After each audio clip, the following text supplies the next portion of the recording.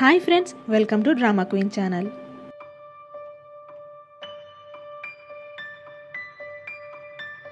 ఇక్కడేమో మన హీరోయిన్ ఫుల్గా తాగి బాధపడుతూ ఉంటే వాళ్ళ ఫ్రెండ్ నువ్వు వెంటనే వాళ్ళ అమ్మ దగ్గరికి వెళ్ళి నువ్వు తీసుకున్న డబ్బులు మొత్తాన్ని వెనక్కి ఇచ్చేసి నువ్వు బ్రేకప్ చెప్పలేను అన్న విషయం చెప్పేసేయ్ అని అంటే, అదేం జరగదు, కథల్లో మాత్రమే ఇలా రాకుమారుడు వచ్చి సిండరెల్లాని పెళ్లి చేసుకుంటాడు, కానీ అవన్నీ నిజ జీవితంలో జరగవు.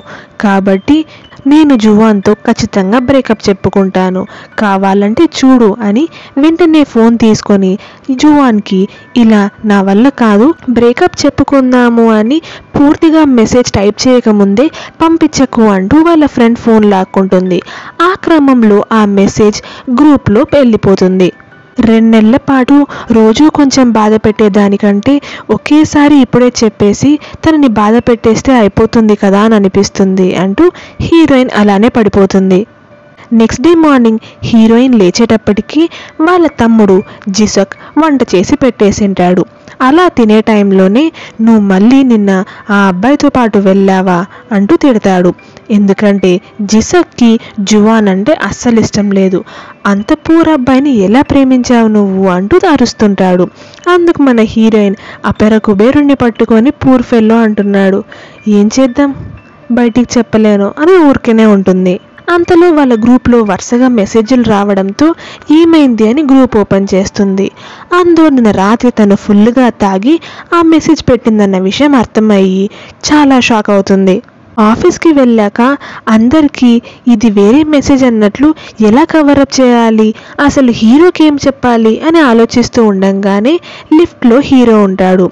తప్పుతుందా, లిఫ్ట్ ఎక్కి అలానే వెళ్ళేటప్పుడు నిన్న రాత్రి నేను నీకు ఫోన్ చేశాను అని నా కాల్ లాగ్లో ఉంది, ఏం మాట్లాడాను నీతో అని అడిగితే ఏం లేదు, నార్మల్గా మాట్లాడి పెట్టేసుకున్నామంతే అని అంటాడు.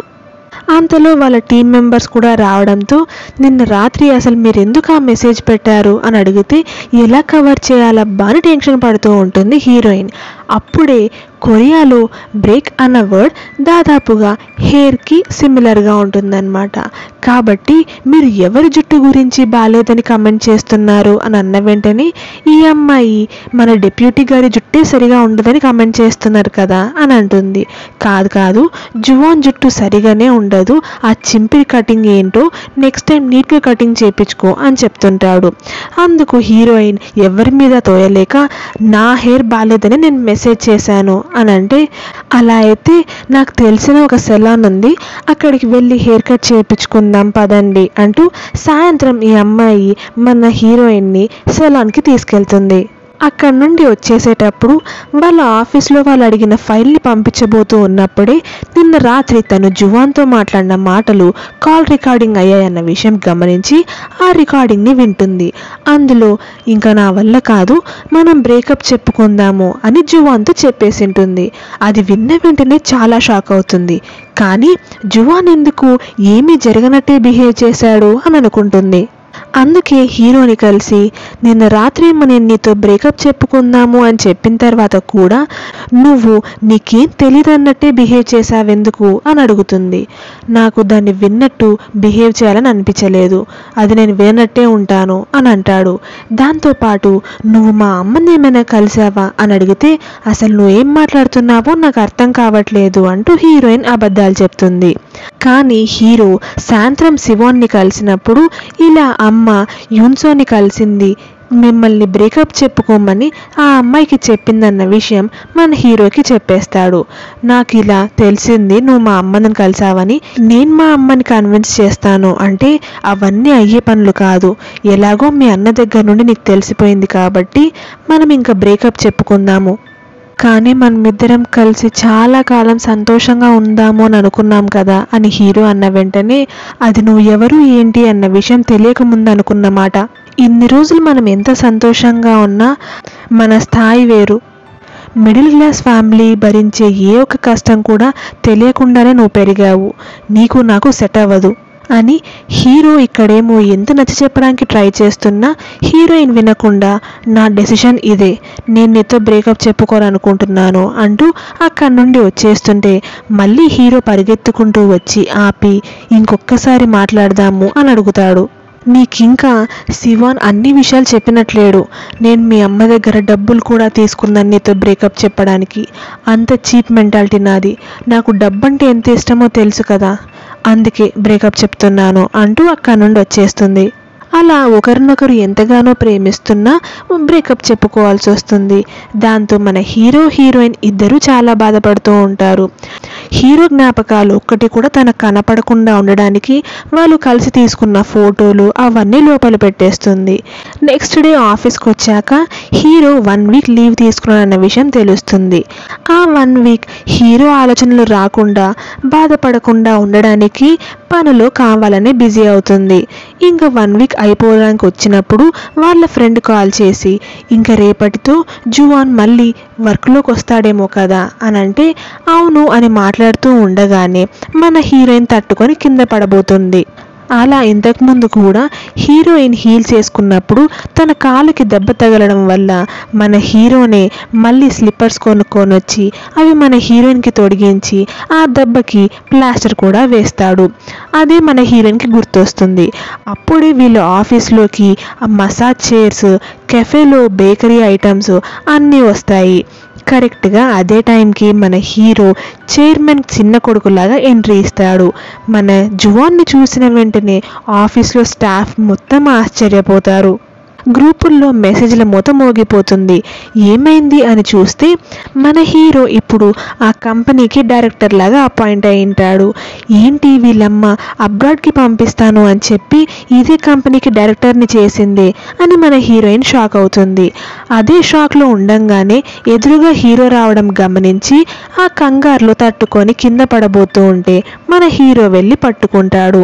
మన హీరోయిన్ షూ పడిపోయి ఉంటుంది కాబట్టి అది తీసుకొని వచ్చి మన పెడతాడు. చెప్పాలంటే సేమ్ సిండ్రెల్లా సీనే అనుకోండి.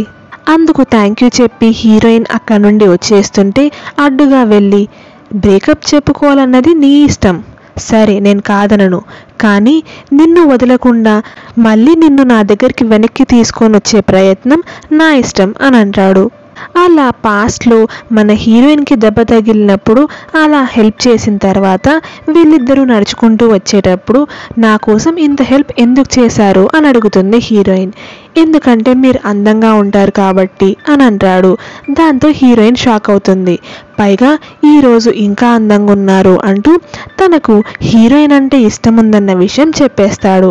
అది విన్న వెంటనే మన హీరోయిన్ నవ్వి చాలా బాగా జోకులు చెప్తున్నారు అని అంటే ఇది జోక్ కాదు, నాకు నిజంగానే మీరంటే చాలా ఇష్టం.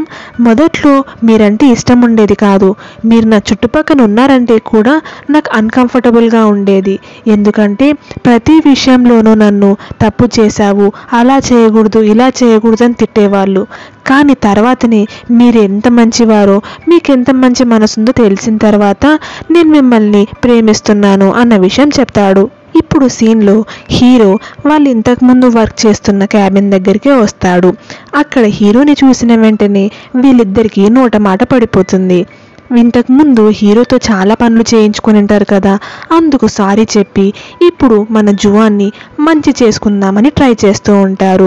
నేను పాత విషయాలు ఏవి మనసులో పెట్టుకోలేదు, మీరు నాకు పనులు చాలా బాగా నేర్పించారు అంటూ మళ్ళీ ఈరోజు కూడా మీకోసం కాఫీ తెచ్చాను అని వాళ్ళందరికీ కాఫీ ఇస్తాడు.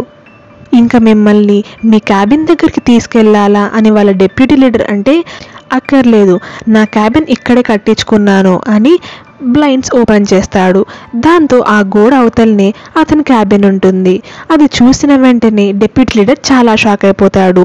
అంటే ఇక్కడే ఎందుకు క్యాబిన్ పెట్టించుకున్నాడు, ఇక్కడ ఉన్నంతసేపు ఎవరినైనా చూస్తూ ఉండాలని అనుకుంటున్నాడా అని అనడంతో హీరోయిన్ టెన్షన్ పడుతూ ఉంటుంది.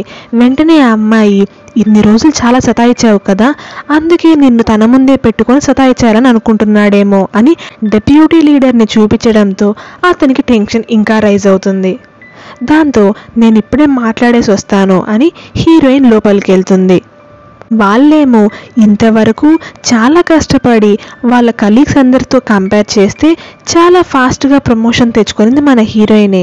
కానీ తన టీంలో యంగెస్ట్ మెంబరే ఏకంగా కంపెనీకి డైరెక్టర్ అయ్యాడు అన్న దాంతో కోపంలో లోపలికి వెళ్ళిందేమో అని అనుకుంటారు వీళ్ళు.